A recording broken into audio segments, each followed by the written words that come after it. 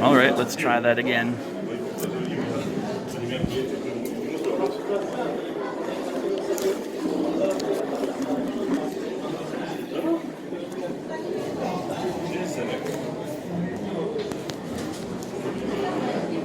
Why did it work before, but it's not working now? I don't want us to slip.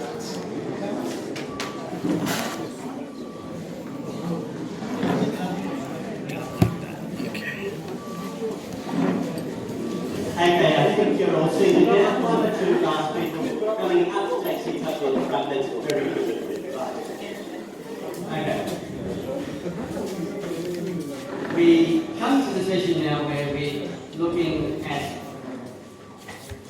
a panel discussion on justice to creation is justice to humanity. So we've got 6 speakers. There are 6 speakers. We're going to give them, we've got about an hour and a half. We're going to give them about 10 minutes each. And I'll have to police that reasonably closely, because we all know everyone has got something that's really important to them, and they could speak for half an hour each, and then we wouldn't have time for that. So 10 minutes each. No, and I'll keep a close eye on that. Sorry. If I just introduce them one by one, starting immediately on my right here, we've got Paul Harrington of the Catholic Professionals Association, a prominent man here in Papua New Guinea. The second on my right, I don't think I need to introduce. You all know His Eminence John Cardinal Rewright. The third one has already made a number of statements at this meeting, Father John Glynn. He's told us his life story already. Then we have Mari Mondu from Caritas PNG, Donatus Nahak from West Papua, but living and working here in Papua New Guinea. And finally, Dr. Catherine Nonkus, is it principal, is your job? Principal of the Dr. Moscow Technical Institute. So, welcome all. That's a good idea.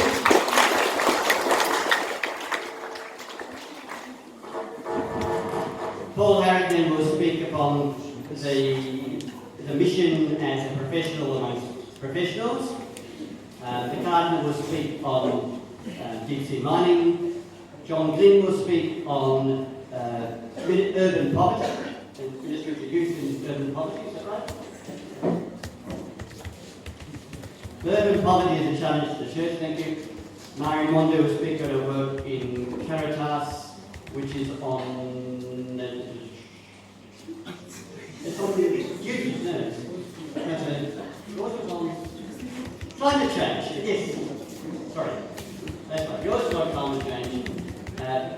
Donatus on migrants, and Catherine on education, as she works at DBTI. So there's enough said from me, and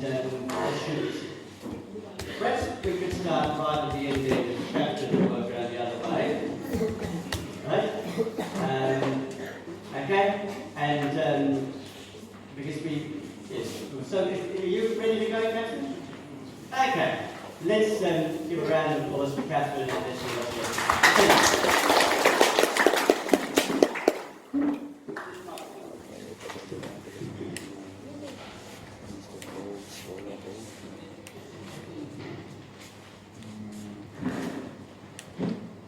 Thank you, Father. Good afternoon, everyone.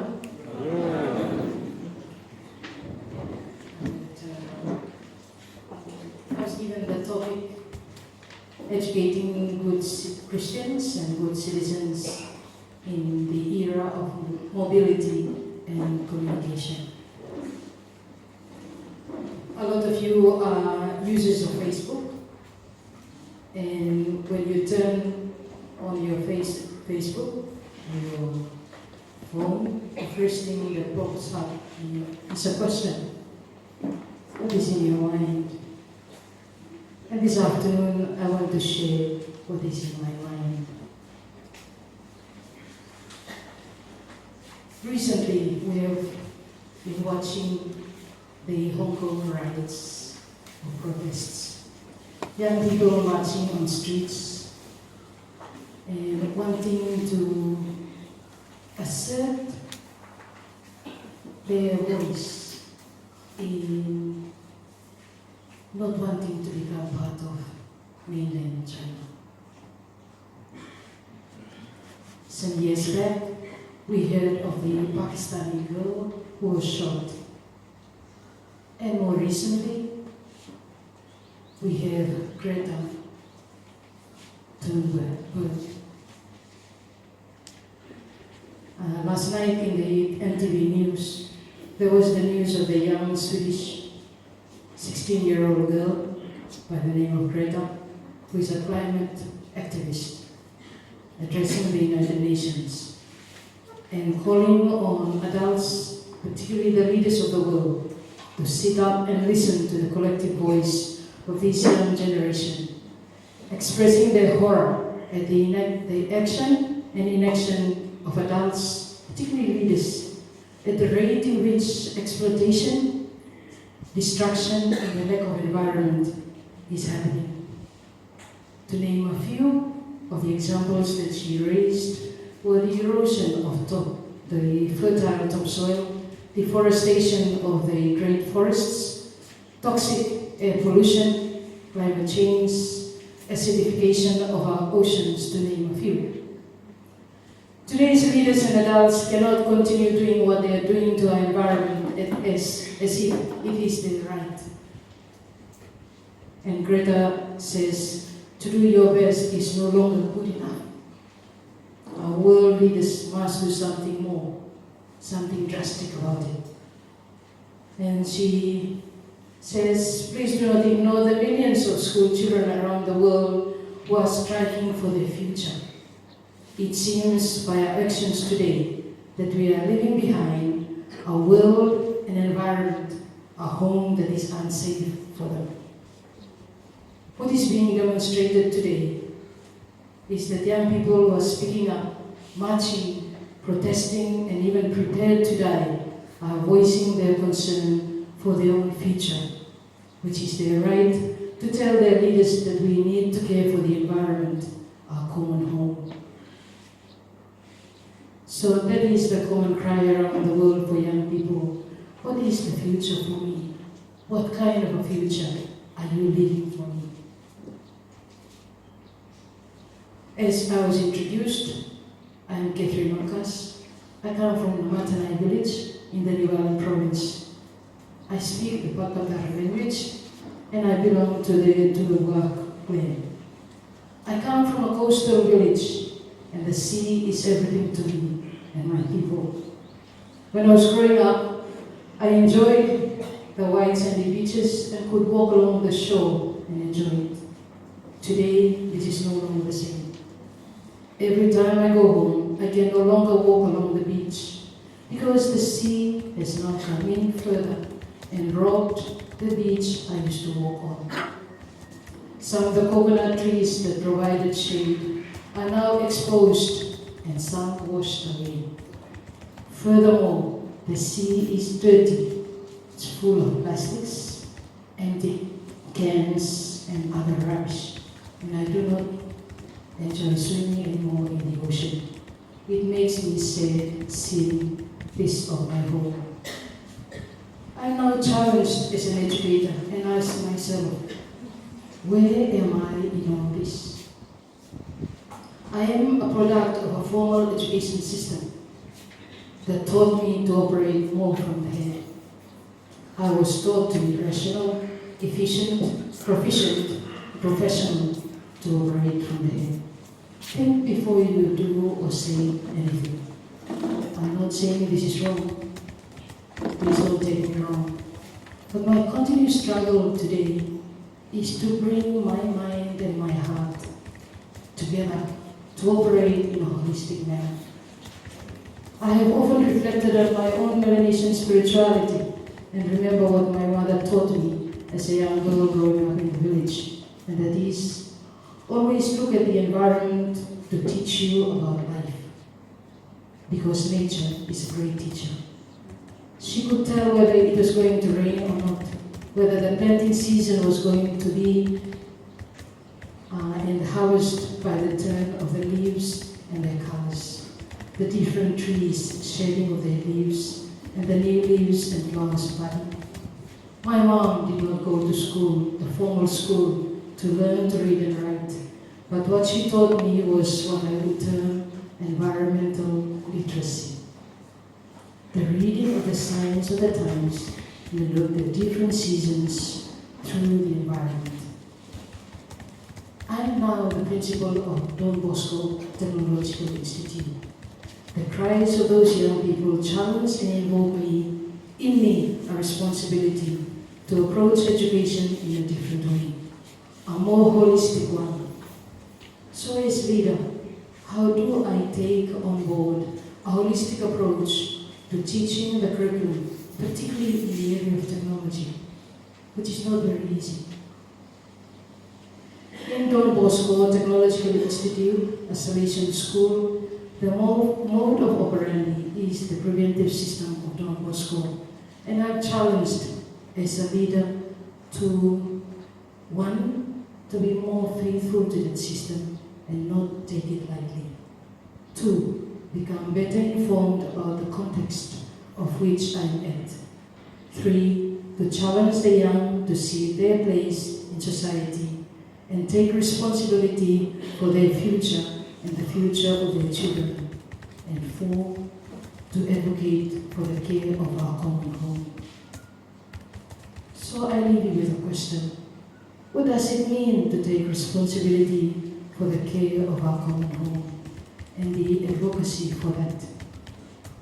This is the challenge for education, and I'm sure it is a challenge for us today, even as church leaders. If I have time, thank you all for listening, and may God bless us in our pursuit to care for our common home. Thank you.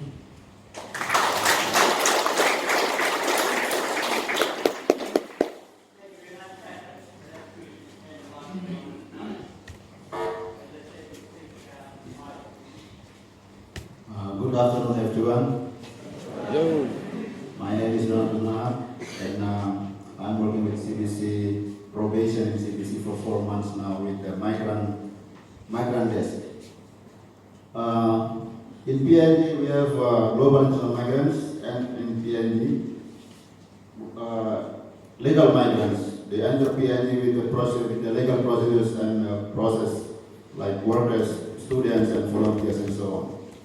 And also, we have another issue, which is international migrants illegally entering PNG. Also, we are aware of the transnational, we have transnational crimes, and they will using the power of money in creating fake documents by bribing the authorities. And also, other things that we are going to talk about is refugees and asylum seekers. The first one, we have West Papuan refugees in PNG, across PNG. As you are aware, the West Papuan are suffering and struggling with their self-determination for over more than 50 years. And recently, we have, if you follow the news, September 2019, recently, 27 died according to SBS report. And we might aware of there might be influx of refugees. That's what we have to aware of it. And other things, we have a group of asylum seekers in Manus who are currently in Manus, and then they remove it to Port Moresby. So all about 440 in Manus, and those 130, they are the one who rejected their status as a refugee status determination, rejected by the authorities. And 15 under the IO PNG mission. And other one right now, we have a spontaneous arrival. Therefore, he has a high profile case. Right now it's in PNG.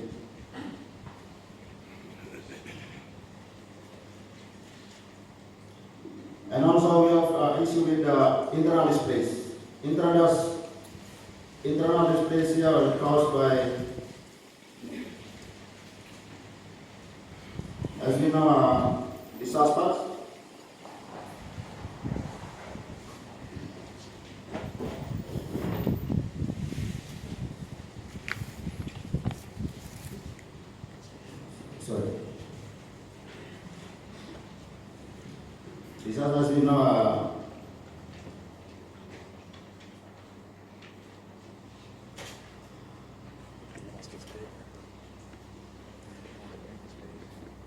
Last time we have earthquake in Hela province, which is caused people migrate and move from their place because of the disaster. And also we have the Manam Island, which is a volcanic eruption in Manam.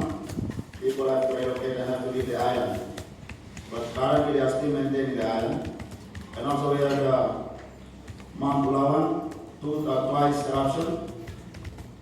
And we hope that all of us, Christian and the government, legislative government, to solve this problem as internal, to prevent the IDPs, internal displacement persons. And also we also have the issue of human trafficking. Not really a big issue, but it's awkward in PNG. But the government and the government, they cannot release that data because considered confidential things. So, may I have that?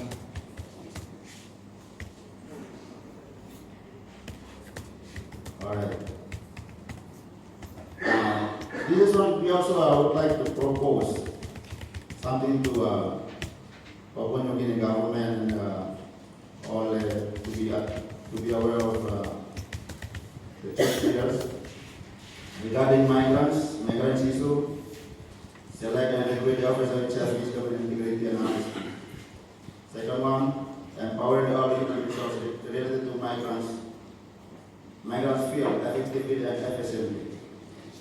And the third one, support a strong border protection, national intelligence and organization with the citizens and other partnership through the funding and provide good facility. For the refugees and asylum seekers,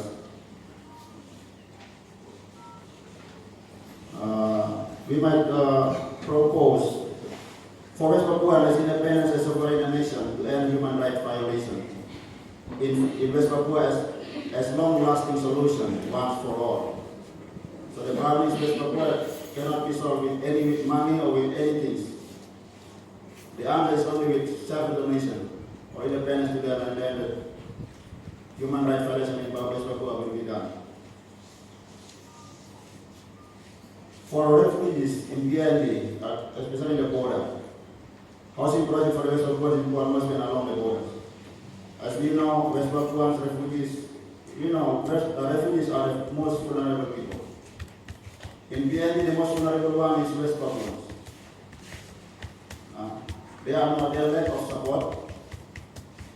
But currently, through Caritas PNG,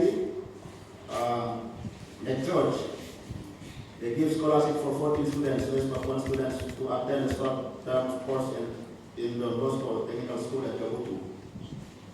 It is short-term course, and we hope that church leaders and church agencies can support this program to be continued.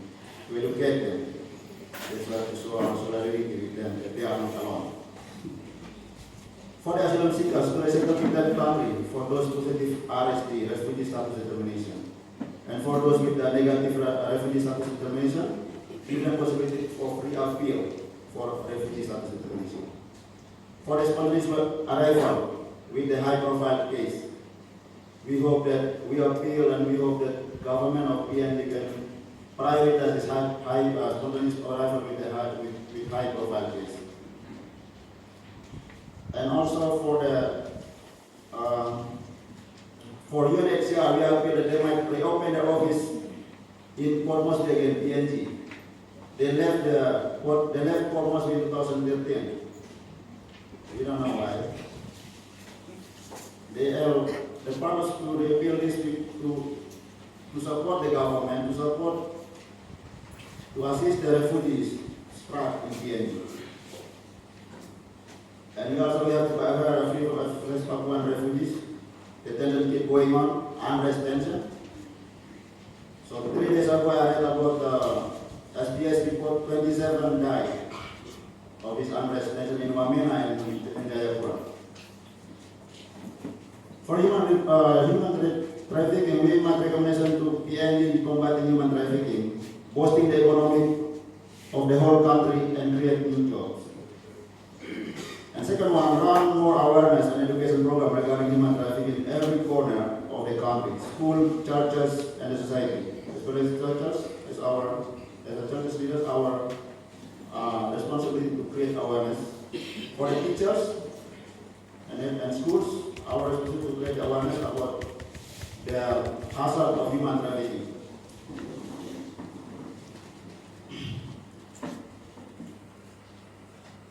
And other things, provide record service landline of the human trafficking in each ward, district, and province across the PNG. When you know something, you have to report to the local authorities or the person who is responsible to prevent the human trafficking, combat the human trafficking. For internal displacement, we might recommend to churches and the PNG government that run more awareness of disaster through encouraging citizens to stop deforestation, cutting trees, and illegal logging. And also now we are aware of illegal logging everywhere, and also cement mining. It can cause people to be IDPs, interrupted displacement. When the island say, where do we want to get, where the people will move?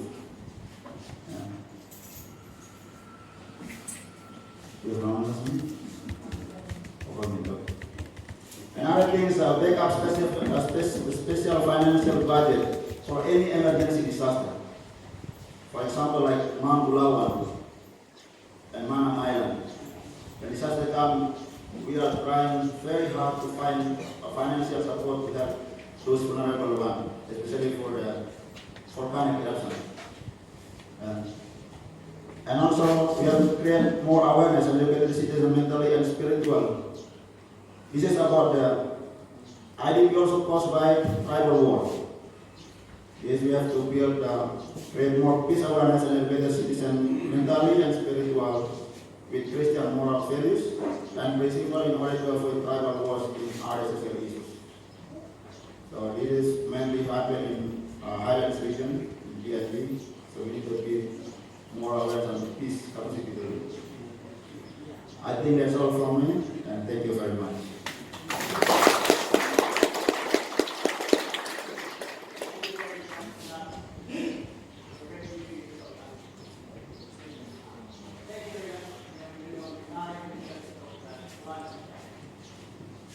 Thank you for having me, CTI, and there are lots to cover under climate change and its wide effects in this country, particularly the Pacific Islands. I've been through various forums and communications or dialogues from different state players. But my topic to talk this afternoon, I was asked to bring hope in times of a global crisis, particularly a topic around how churches can teach the message of salvation in times of difficulties. And so I will like to go back to our founding father, one of the encyclical by our leader, Pope Francis. We have a very good principle or moral guiding booklet that is written. Have you heard of Laudato Si? Have you read it? Yes. A show of hands. Who has read Laudato Si? So less than 20 people in this room. I will encourage you as a good Catholic to go back and find this book and read it, and then you will understand what the gospel of salvation is, to save our planet or our common home. I will read from one thing that struck me most in Laudato Si is that many times we as Christians fail to take good care of our environment.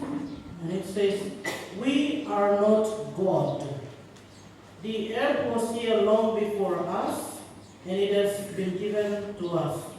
This allows to respond to the Judeo-Christian on the basis of Genesis accounts, which grants man dominion over the earth. That can be found in the book of Genesis 1:28. In some instances, this encourages the unbridled exploitation of nature by painting him as domineering and destructive by nature. So we use this particular privilege that's been given to us as a higher creature to take charge of everything that has been given to us by God. And so we get into this exploitative mood. We harvest what we want because we can. We own the land because we can. And without consideration given to our neighbors and the sustainability of a common home and how our neighbor will face the consequences of our actions. Now, there are many information available out there, and as a Christian or as a good Catholic, it is our responsibility to actually read about what is causing this climate change in our world today, our common home. I look at the theme, baptized and sent.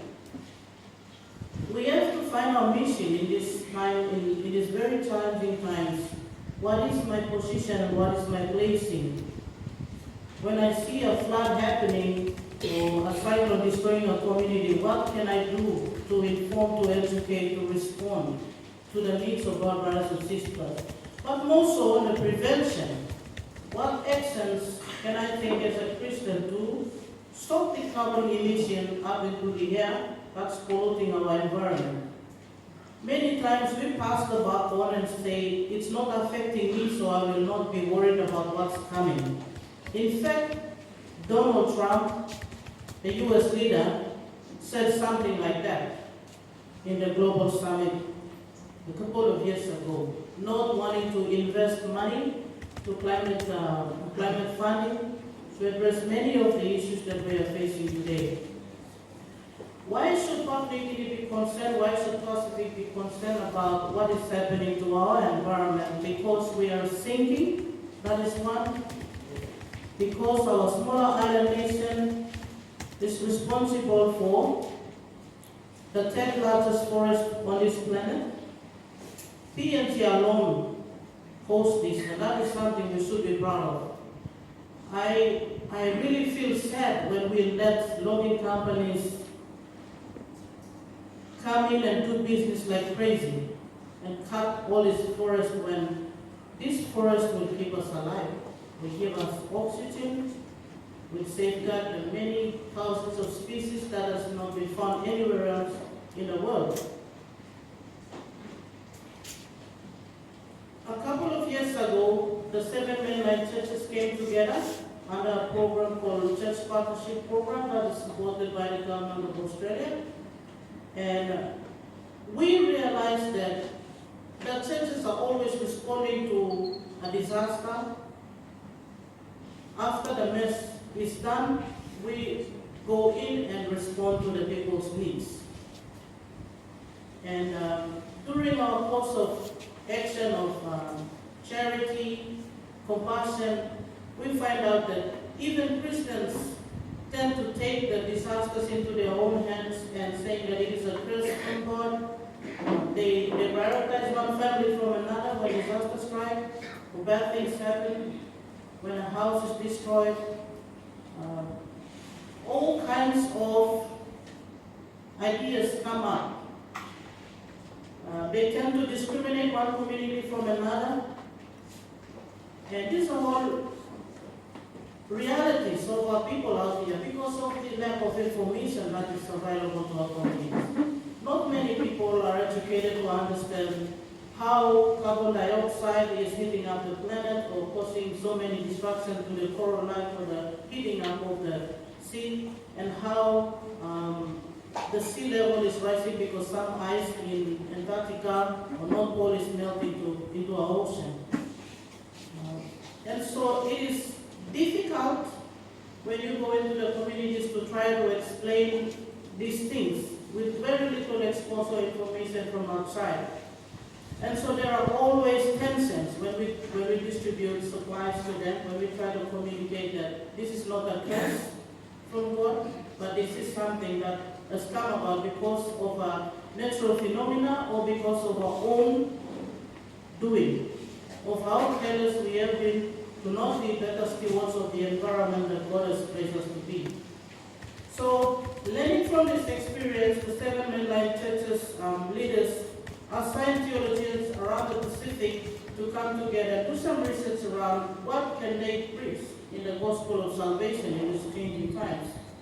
So in the background you have just a sneak preview of the framework that we have developed, and it's titled A Theology of Disasters, Resilience in a Changing Climate.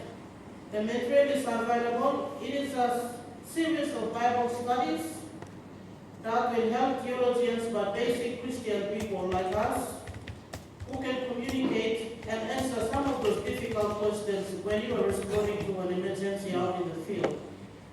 And that is all that I would like to share, but there are ways of working together as Christians.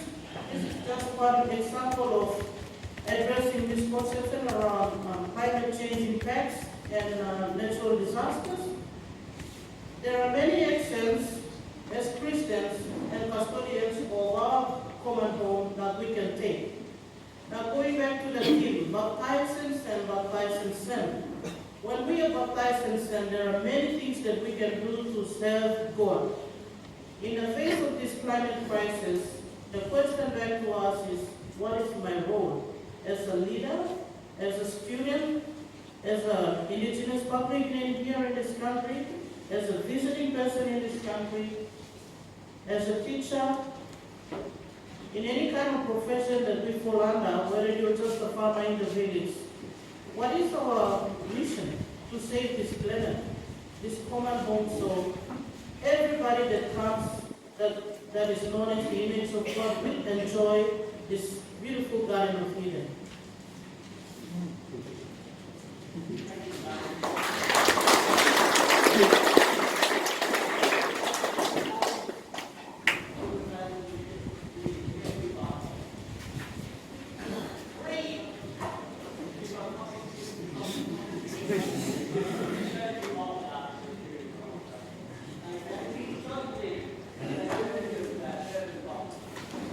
Well, hello everybody. I was going to speak awfully quickly and get finished in a hurry, but now we've got a few extra minutes, I can take my time. I just want to find out that today's gospel is very appetizing or appropriate or suitable. Luke 9:1-6. Jesus called the 12 apostles together and gave them power and authority to drive out all demons and to cure diseases. Then he sent them out. And jumping to verse 6, the disciples left and traveled through all the villages, preaching the good news and healing people everywhere. And there you go. So let's do it. The urban poor, as we know, of course, the city is full of people who come down from the island and expecting to find the streets lined with gold. The urban poor cannot provide for themselves the leadership they need. This is one of their big problems. The community structures that have always been provided by traditional society are simply not available to them. And that's a great problem because Papua New Guinea is estimated to be 85% functionally illiterate. Now that comes from a report that dates back to 2011, and that report looked at literacy in 5 provinces, New Ireland, NCD, Simbu, Sundown, and Gulf. It's one that's not referred to very much for obvious reasons. That's a dreadful statistic. Quoting now from the report, more than 70% of respondents in all 5 provinces self-declared confident in their ability to read and write in a national language. 70% claims to be able to read and write.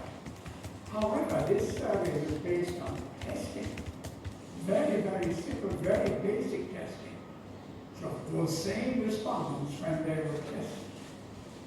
However, actual literacy rates in 4 of the 5 provinces were less than 15%, while in New Ireland province, the literacy rate was 25%. So New Ireland is the most literate province in Papua New Guinea. Amazing.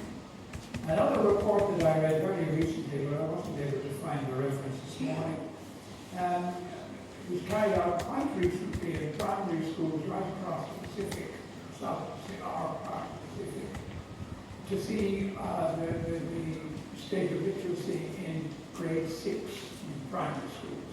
And the figures for Papua New Guinea came out at just 2 out of 10. Children reaching grade 6 in Papua New Guinea have an acceptable level of literacy, whatever age. Isn't that interesting? These reports come out all the time. Another report that came out recently called Unseen, Unsafe. More than 4 million children in the Pacific region experience violent discipline at home, according to a report from organizations working on the ground.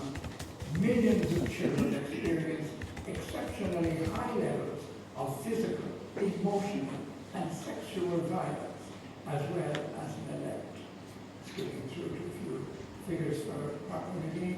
A survey of 700 people in Papua New Guinea found 27% of parents and caregivers sometimes use physical punishment over and over again as hard as they could. Nearly 70% of the children surveyed reported feeling scared and in pain in their community. Here are the poor.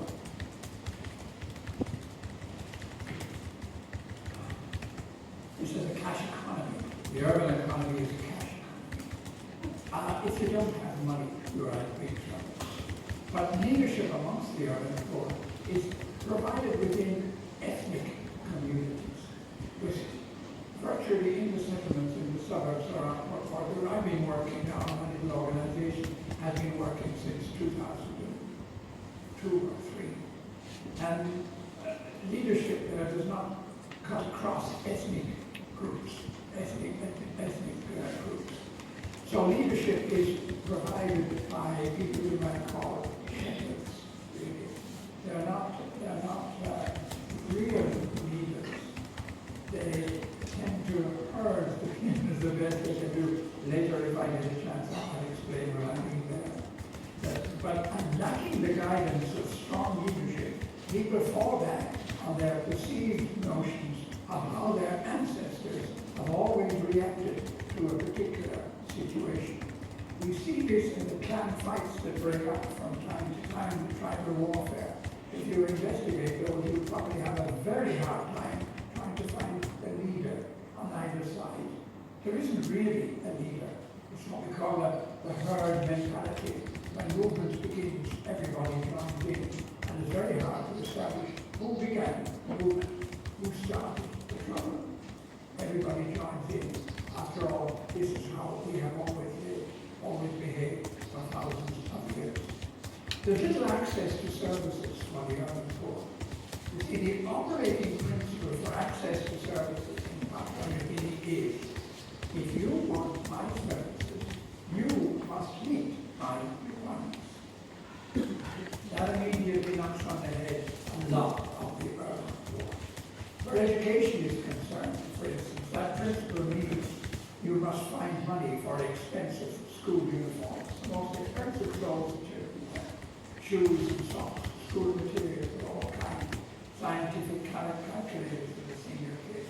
You must find money for welfare, lunch money, school fundraisers, school celebrations. The grade 12s are preparing for their exams. In my school, their parents are planning a formal night for the grade 12 to celebrate. kids have been coming to me asking me, can I find 300 cleaners so they can go to the foreman? Fortunately, we've answered that problem because we've got through to the parents and they're going to subsidize the poor one. So if you want my requirements, you must, if you want my services, you must meet my requirements. When the children in school cannot meet the requirements of the school, it is the children who are punished, not their family, not their parents. I was shocked a couple of years ago when I discovered that my school was still holding on to school certificates, grade 10 and grade 12, especially grade 12, dating all the way back to 2002. Now, the school had no right to hold on to those certificates. They were given by the department. They were either handed on to the students or returned to the department. But nobody returns to the department. They simply keep them in school until somebody pays up. The urban poor don't get married. They just don't get married. And they form partnerships. Sometimes last a little while, sometimes they last at all. And so that amongst the urban poor, lots of single mothers. And single mothers desperately trying to raise one or more children without support. There are families of several children, of 2, 3, or even more fathers of the same mother. The house may be full of 10, 15 people, with perhaps one earning a little bit of money, and everybody squabbling and arguing and fighting and stealing from one another. The emotional distress of young people growing up in these highly dysfunctional situations, families, community, must be really terrific. And one of the things you notice about it is a failure of a sense in so many of our young people of their own personal identity. It's not just referred to two of my favorite young people, Malala Yousafzai in Afghanistan and Rita Dunn, who's all over the news. Now, when you watch them speaking, you should really be dazzled by the enormous strength of their sense of personal identity. We saw the same in the United States last year after one of those horrible school shootings that they had from time to time. A young girl called Emma Gonzalez calling on a strike and bringing millions of kids out on strike. 17 minutes to honor her 17 schoolmates who were murdered in that time. So the situation is grim. However,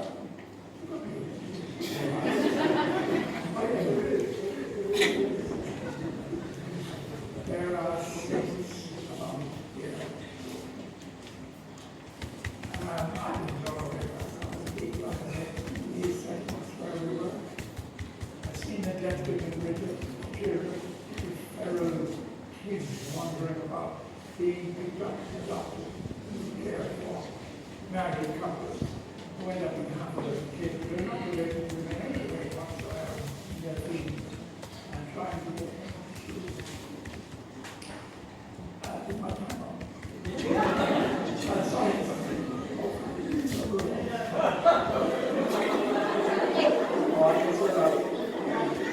I said lots of problems.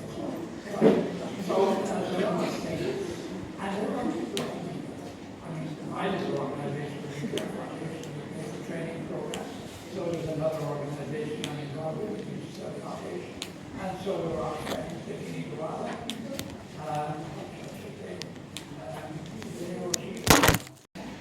Small and it's amazing. About 2 weeks ago, I attended a ceremony of one of our care centers that we support near where we opened a classroom block.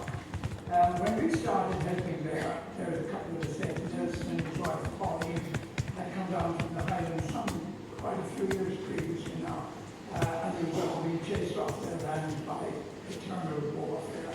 So they came to Port Moresby, they settled down, they began raising chicken. They had an awful lot of trouble from local crime, street cases, so they began taking in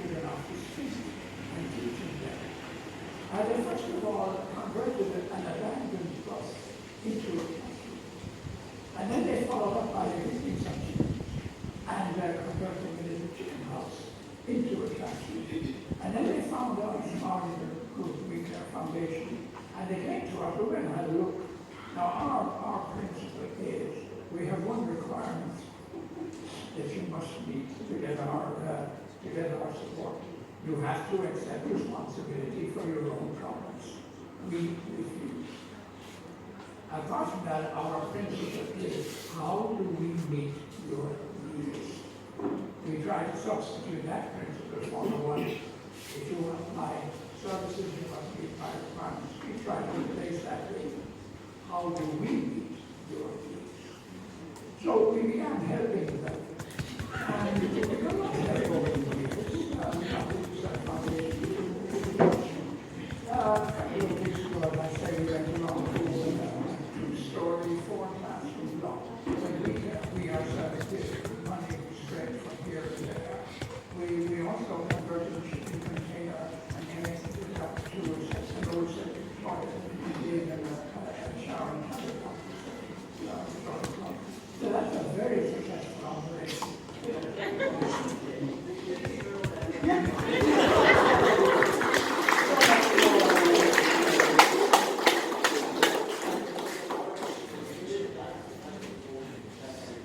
And I never got to the challenge to the church.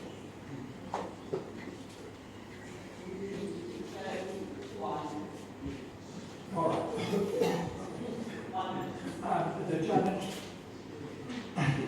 The challenge to the church. How can we have an informal presence in the earth, amongst the earth?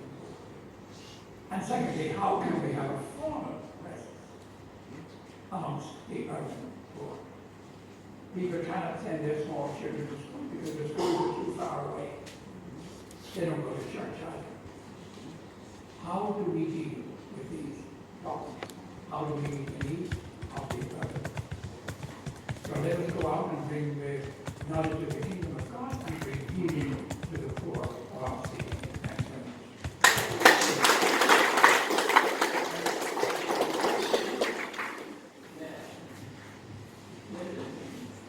Thank you.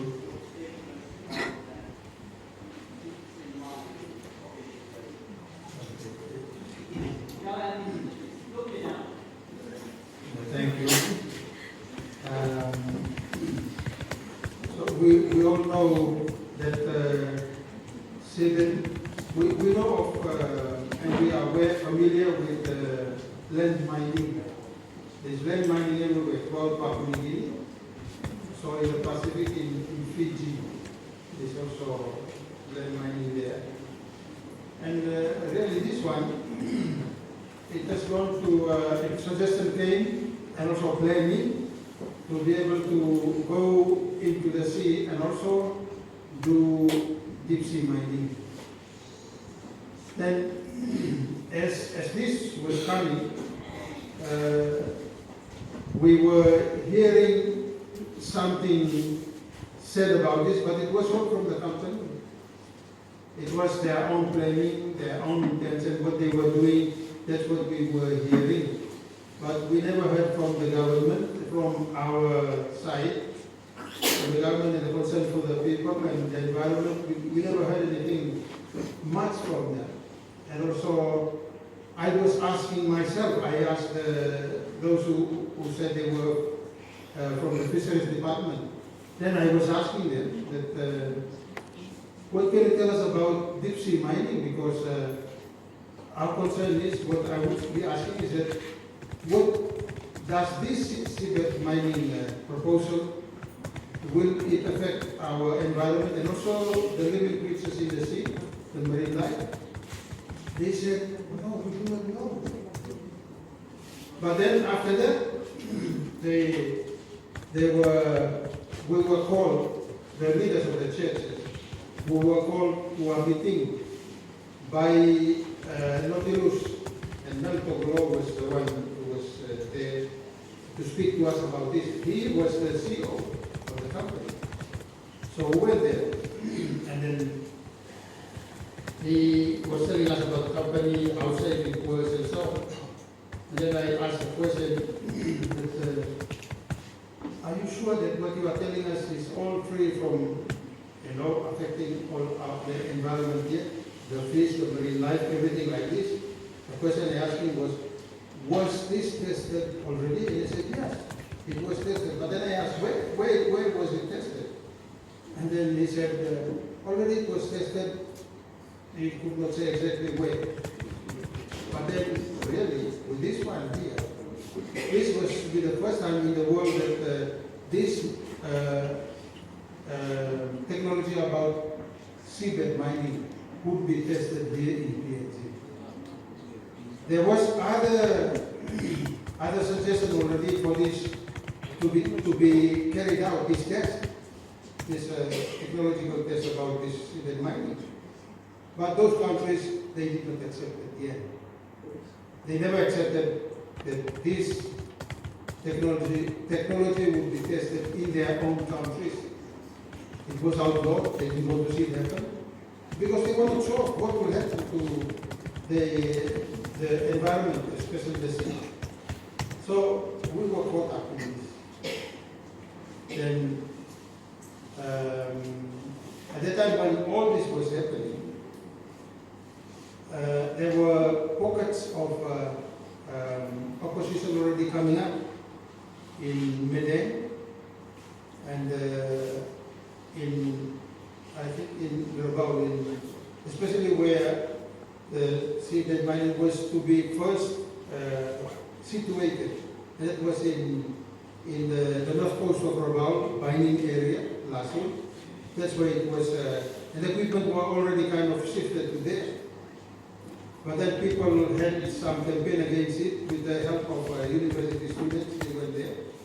And then it was shifted to KBM. And there they were sure of that, the operation in KBM, maps, and everything. And then I took this up also because when I went home, my people, because I come from the island, outside Nunga, and the people were telling me, in fact, that these machines, these big ships coming out with their strong lights in the night, and we are out in sea fishing, and they come and disturb us. But one thing we are worried of is this, that when all these activities finish, will we enjoy still the fishing that we usually enjoy, where we go out and catch fish so that we can sustain ourselves. Also, we can go out to sell it with people where we get a little bit of earning to help us also in our lives and our daily living. So, they asked me, can you talk to them? Can you be our voice to talk about this? And yeah, when all this was going on, it was when the Pacific Council of Churches in Fiji brought us together with the help of German organizations. They were to support us and brought us together in Fiji for the first meeting, and that was from the PNG Council of Churches with the help of the sponsors. So we met from Papua New Guinea, all of us, we went there and we had that meeting. And then we were kind of sharing our concern about this mining. And already they were saying that they were already kind of mapping out where they would go after testing here in Papua New Guinea. And when it is successful, they would go out to the whole of the Pacific Islands. And that was kind of frightening, because there we heard Tonga. They were very strong against seabed mining because they were only a small island, but already the members of the government have accepted to allow the company to also mine their waters. The speakers were very strong against that also. Anyhow, so this was the beginning of this strong stand against the naturalist mining. Now, for me, I was when I was invited to go to Manus in 2016. This is really the real understanding of the whole issue here. You know, it was shown to us that the seabed mining, and that when they were showing how this equipment will work in the video, it would go like a lawn mower. It would go on top of the reef and kind of mow things down. It would just mow things down, crush the rocks down, and then another machine would go and collect all those crushed stones, bring them up to the ship, and then to the ship there they will be separated. What they want to get from the minerals that they wanted to get, and the stones, the waste, they will dump them into the sea. So that was how I saw it. It was very frightening for me. And then I thought of the people at home, they were asking me, will we enjoy still the same kind of benefit that we saw and we have been enjoying all the years until today? When all this is finished, we enjoy this mine. But then in Manus, the two islands that I went to in 2016, in Ahus and Andra, that gave really a better picture of the whole operation. It shows that at that time, their islands were kind of decreasing. They become from islands, and a number of islands also in Manus are also almost disappearing. But this time, a group of NGOs went to these two islands, and then the people showed them that three islands are like this, good part of the island is gone. Now we try to save this little bit that we are kind of existing on. So they said, no problem, we will help you to make seawall to kind of help to stop the sea bettering and eroding the land. So they said, okay, good. And then they asked them, then the people asked them, but when do we need to build a seawall? And they said, we need rocks. And the people said, we don't have rocks here, we don't have, we have no mountains. And then the people, the NGO said, no problem, go to the sea, break down the reef and build it here. We will be able to build the sea. They did, they went down. They break down the reefs, they were bringing them.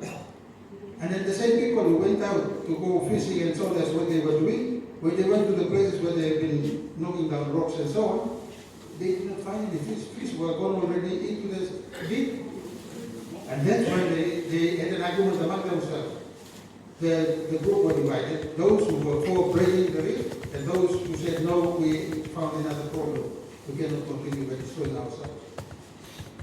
That is when I had this, and this news about this went very fast, because I went to Rome, I went to America, I went to Germany with the same story, and that was really the real true picture of what this seabed mining would have done to us. But I think the good news is that the company has withdrawn. Good. But it's not yet. The license has not expired. It's still very much alive. That's the fear still we have. So it's not yet. They could sell it to China or to anywhere else. And still the problem is very much there. But anyhow, it has helped a little bit, but we will not know what will happen yet after. Thank you.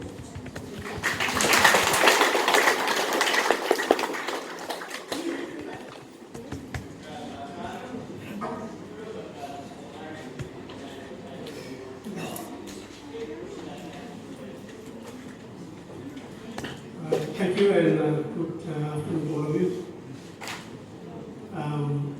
My friend Dr. Catherine Nolas, she said she's going to speak from the head.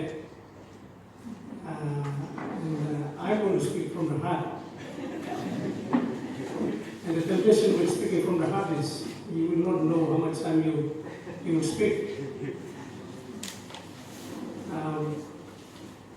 I am the president of Catholic Professional Society.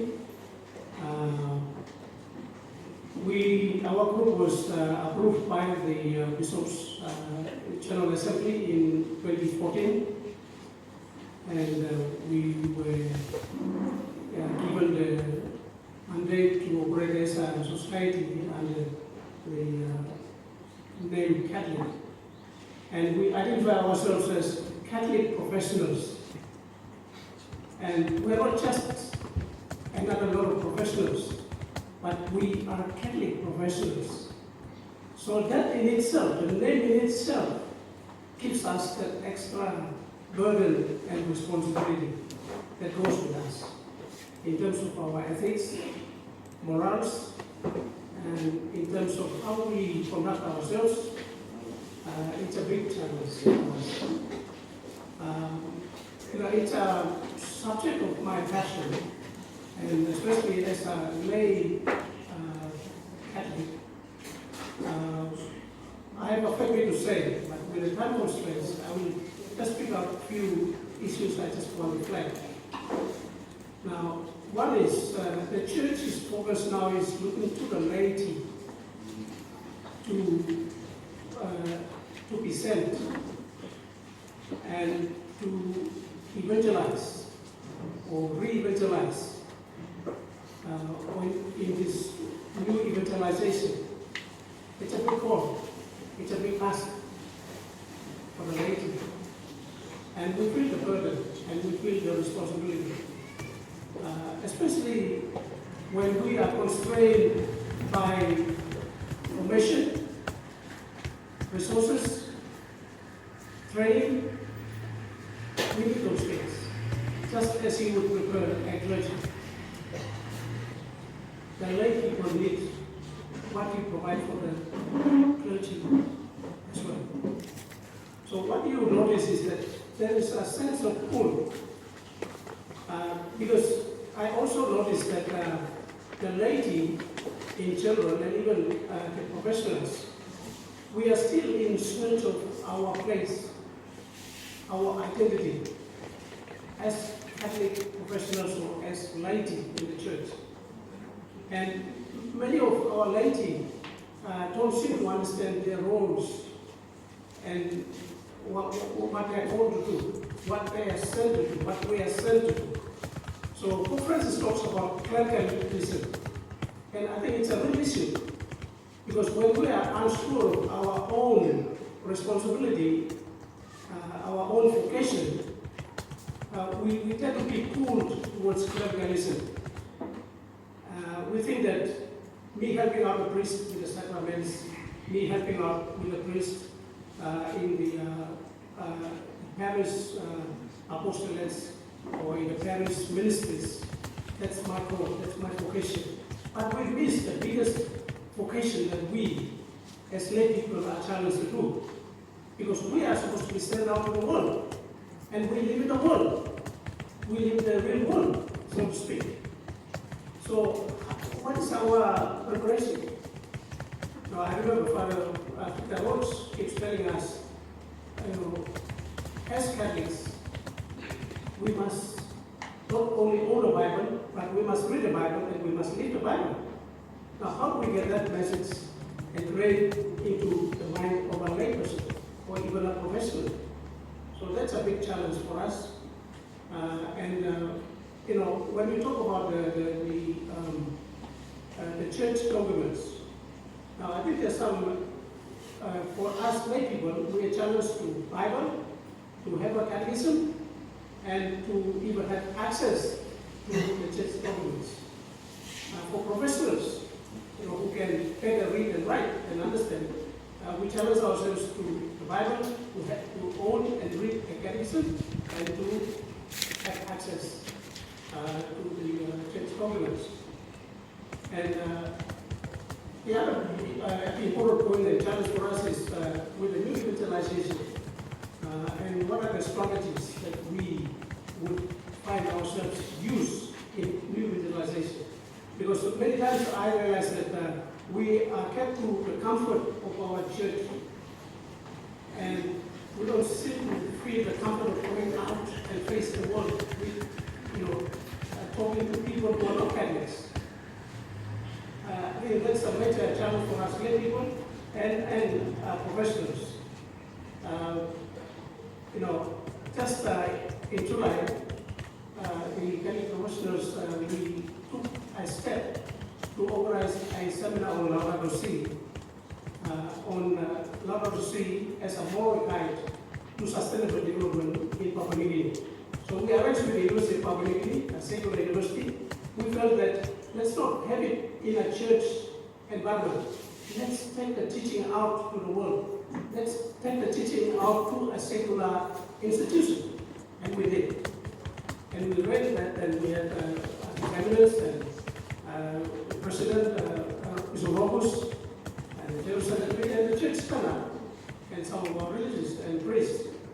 And, you know, for us it was an encouraging step, a first step in our society to try to engage with secular institutions, to engage with government institutions.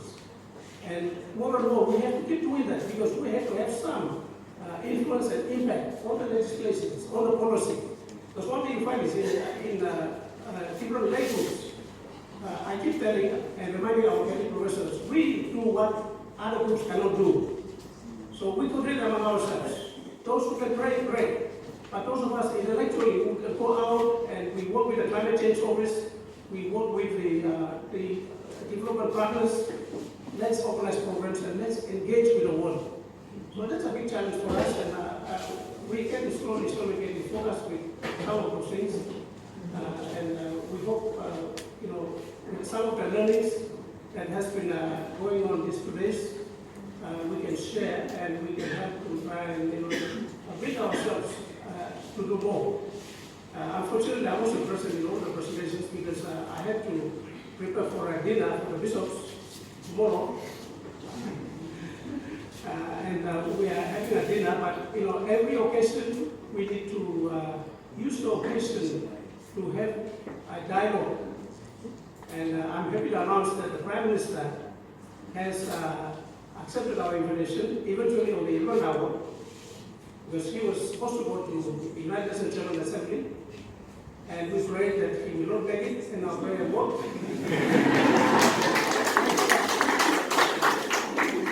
And the next information we got was he said, oh, he's got that appointment with the Chinese on the same evening.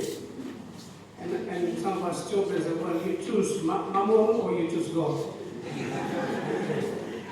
And we prayed. And just before I came up here, one of his officers rang up and said, Prime Minister confirms he will be there on time tomorrow at Gateway Hotel.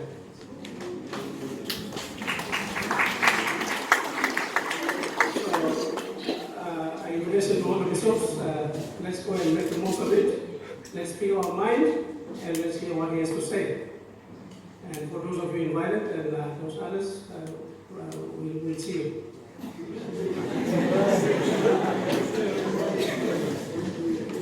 Well, thank you very much, Paul. And thanks to all 6 of them. We've heard success stories. I mean, there are frustrations in there. I know that. We've heard people who have taken up their particular mission. We've got about 15 minutes or so left. So I'll ask for questions and I'll try to have questions, one question for each. See if we can do that. Now, please, this time round, we've had a lot of people speak about their own experience and everything. This time round, we'll just make it into a question directed to a particular panel member. And once we've had one question for one panel member, then we'll have to try out the next question for another panel member, please. I think that sounds fair and reasonable. So, have we got any questions there at the back? Oh, the postulant for the ADs. Did you have a question? No. Trying to get it. Right. Okay, down there at the back there. Yes, you. I can't look over you guys. Stand up. Stand up. Yes, you, the Franciscan. You've got a question, please. We've got a rising. Speak up loud. Come up front. If you want a question, why don't you line up here? Line up here for questions and we'll see how we go. Right. Quickly, come here.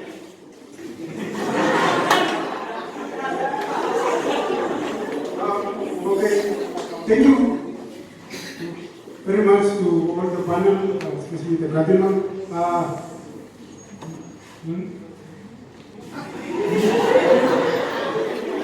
Okay, my question straight to our brother who is working with the Caritas, I think, for the West Papua. Okay, now my question is, we have the recent killing and happening in Indonesia. And what is Australia doing at this moment? Australia did not raise a voice. And then my second question is that what our Melanesian spearhead group leaders they say about our brothers. And then third question is what is the United Nations? What are they doing at this time?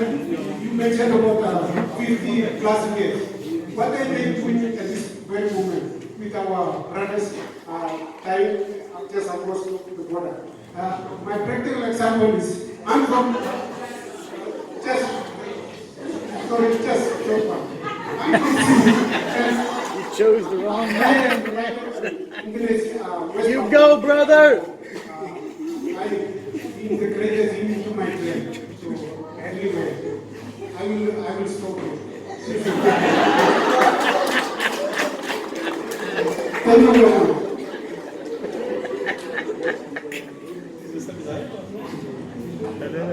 Thank you very much for the question. Seems like I got 3 bullets.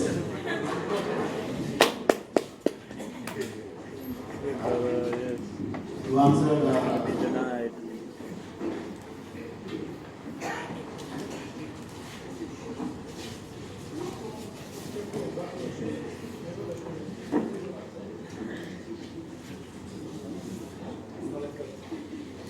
alright, to answer the first question about what is Australia doing, I cannot comment on that one. It is their own foreign policy. As we well aware,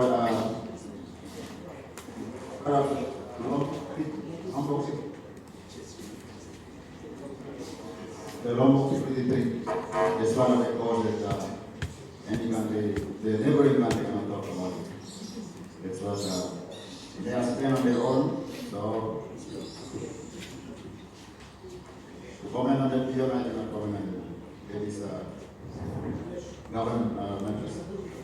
And second question about the UN. Well, it is a chronic cancer in the UN. So if you dig in the root of the West Papuan matters, unofficially it's only annexed in 1962, and officially annexed in 1st of May 1963. But we hope that UN will solve this problem because they are the one who let West Papuan be annexed by the regional things. So that is the second question that I can answer. And what is the last question, the other one? The Melanesian head, the Melanesian spearhead group. Well, so far we have nothing about that, but we hope only Solomon Island and Vanuatu, they are really stronghold on this issue, and they push this issue always go to United Nations General Assembly. And we hope bring our brothers in West Papua in our prayers. Thank you.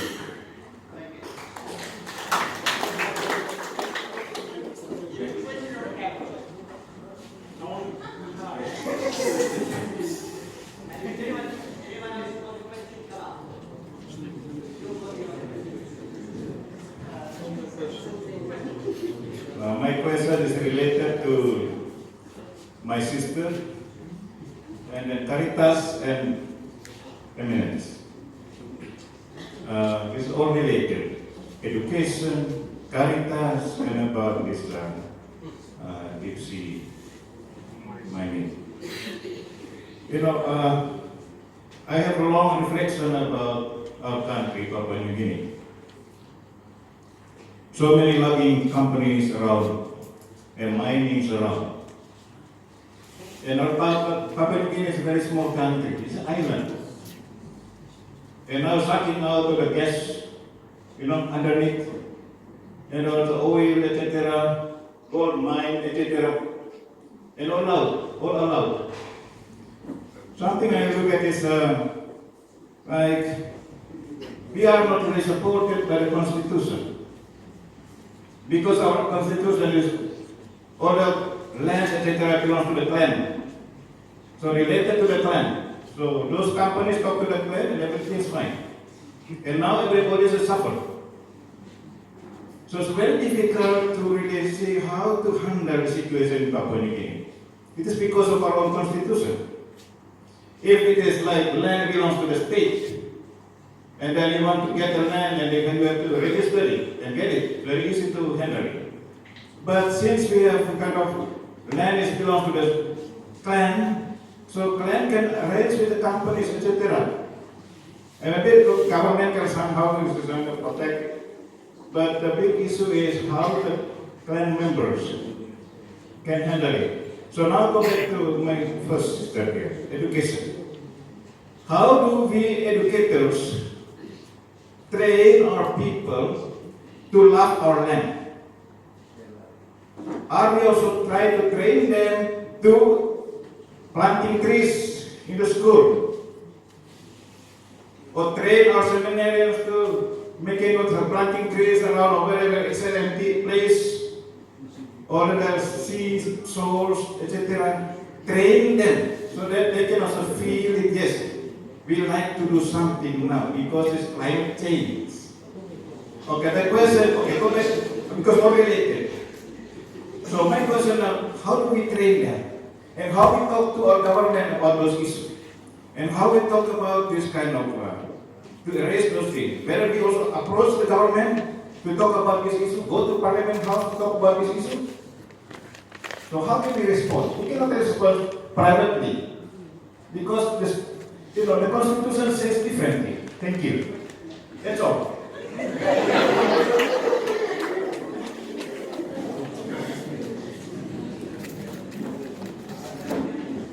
Okay, in response to Vada's question, particularly with regard to curriculum, something that I I'll be didn't back. I have have to go to the time bathroom.